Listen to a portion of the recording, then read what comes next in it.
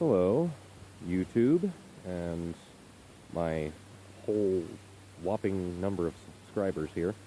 I guess I decided I'm gonna do a full, proper walk around for my motorcycle today. Uh, well, first off, I can say that this is a 28-year-old bike, 1985 Honda Shadow vt700c. Now, I don't have a whole lot of experience with motorcycles. At this point, I've had my license and actually been riding motorcycles for 5 weeks. So, just on my limited experience and a little bit of research, some book research, a lot of reading, a lot of stuff like that. I'm going to give you my first impressions. Well, not my first impressions since I've been riding it for 5 weeks. Of this particular bike. Now, this isn't its original color.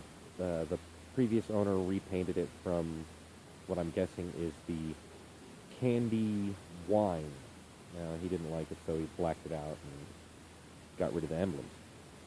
Now, first thing I don't like, but I have to have them because I use this to commute to and from work, is my saddlebags. They're very iffy.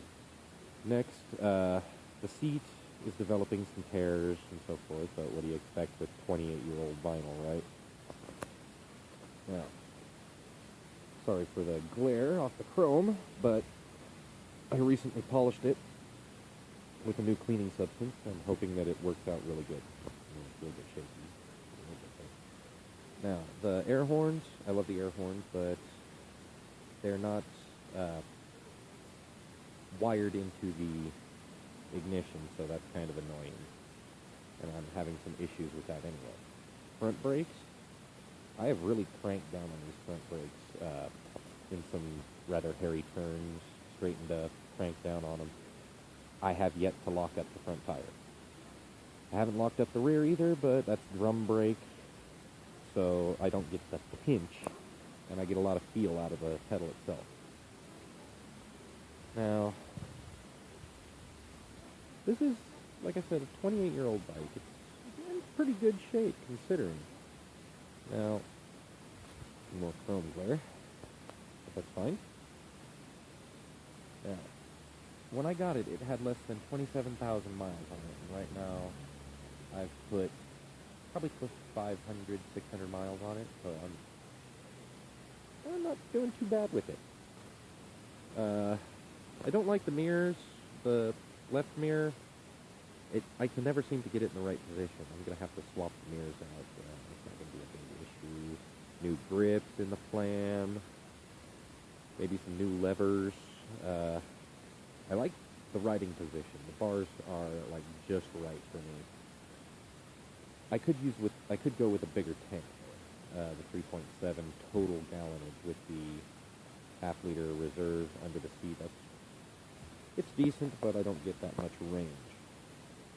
Now, I have done some calculating on it. We're sitting at about 40 highway, 53 highway, 40 in town. It's not bad. I do have some residue here, but that's where I actually sprayed some WD-40 because I've got a sticky accelerator here. It's binding somewhere between the carbs is what I'm thinking. When I rack it open to full throttle here, I'll show you. Grip stick. And pops back. Now, I don't like that. It's really annoying. It causes my engine to race. So, I can be at a dead stop, clutch all the way in, RPM somewhere around 5,000, 6,000.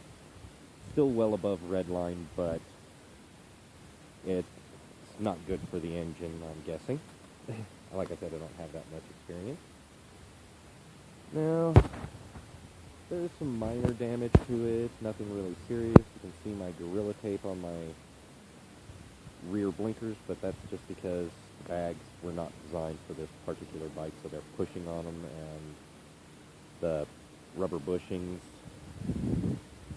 which are similar to these, but a little bit smaller, are beginning to crack. I'm going to have to fix that eventually. other than that, this bike, it handles really well. I did find out after finding my tire pressure gauge that my front wheel was at 20 psi, it needs to be at 41. Rear was at 15, again, needs to be at 41. So I corrected that, made adjustments. It's a learning process, like I said, since I don't have much experience with motorcycles at all. Yes, I know, I'm a smoker. I shouldn't.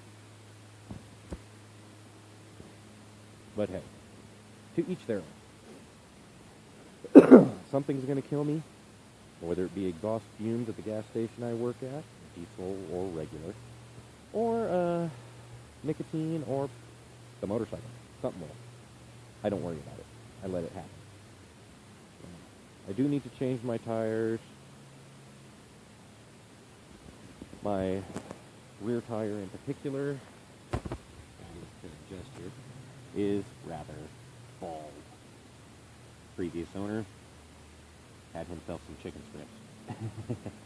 Some rather large chicken strips.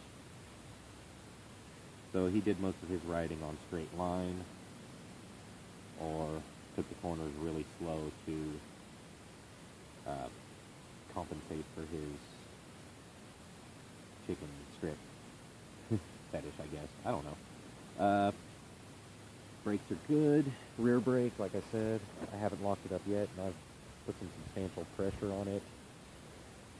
I do plan on getting a Corbin seat. Get myself a nice leather seat, make it more comfortable, etc. I am having some electrical issues. Like I said, previous owner installed the air horns. I don't like where this is sitting. I cannot adjust it at the present. It's really annoying because it keeps my side panel from closing all the way. Now, just a little few things I've done to it. I haven't made any modifications to the actual wiring itself. I did have to change the battery. It wasn't bad. I did do this. These two little brass deals here. Every now and then my starter button won't work. I'll have the clutch all the way in, the bike will be in neutral, kill switch is on, ignition is on, everything's set to go. I press the start button, does not turn over. So I created a short, or I guess you could say a bypass, that bypasses the start button. But it also bypasses the kill switch and the ignition switch, and basically sets my solenoid to get power directly to my starter. Example of this, no keys in the ignition, kill switch is off. Two wires, turns the starter. That's my bypass.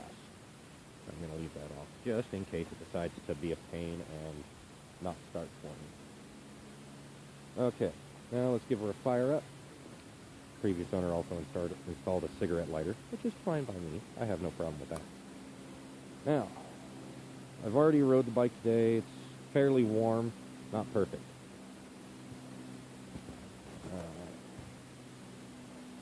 Give me a second. See, not starting right now.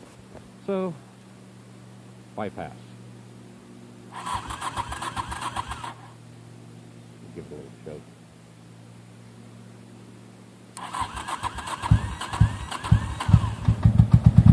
And it lurches into life.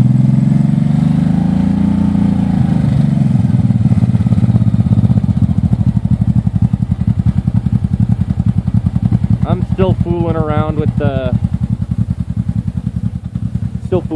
the idle, trying to get it all set up right. As the bike gets warmer and warmer, it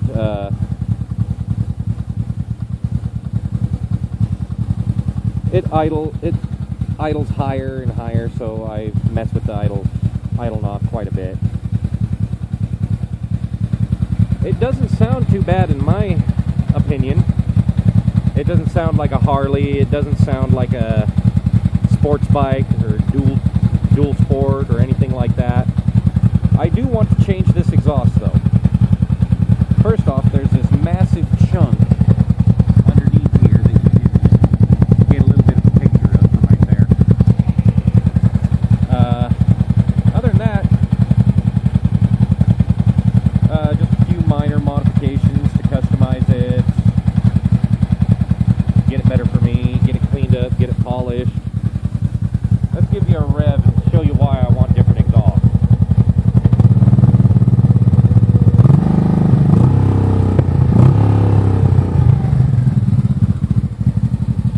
It's not exactly the loudest bike in the world. I do want to make it a little bit louder, get it a deeper tone, because right now it sounds like a 2-cylinder lawnmower. Okay, the bike. I do have a bad thermostatic switch, which is that brass with the 2 pegs you see down there. These wires right here control my fan. So what I did is I bypassed the thermostatic switch, connected the wires directly together. My fan runs all the time when the ignition is on, but it's better that than having the bike overheat. Well, that is a 11-minute walk around of my 85 Honda Shadow. Now, I apologize for the poor quality, shaky video, etc., but this is all done on my camera phone. So, till I get myself a proper helmet cam and so forth, my vlogs will pretty much be stationary. Well, there you go. Thank you. Like, comment, subscribe. I'd be more than happy to answer any questions that I have any information on. Thank you, and have a great day.